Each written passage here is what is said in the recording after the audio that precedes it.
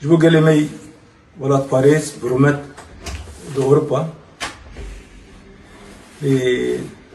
me dibe bo hîro me civînek li dar bixistan û ji bo wê me xwe amade kiribû.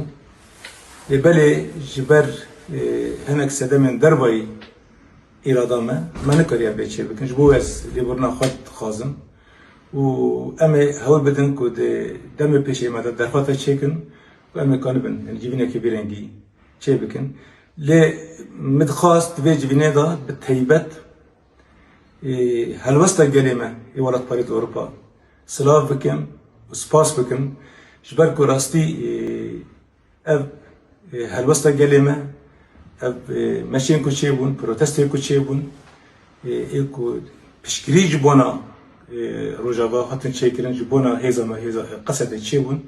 Eva banderekî xwe gelekî mezin hebûn li ser hêzên netewî, li ser moralê hêza me, li ser gelê Rojava bêtir çêbûn û eva jî banderekî xwe mezin ev rewşa ku niha em tê da agrbesta ku hatî çêkirin, îtifaqê ku hatî çêkirin li ser kir. Hêviya me ew e ku ev helwesta a bi rûmet gelê me dewam bike heta ku em pêk ve bigin serkeftinê. Spas ji bo we.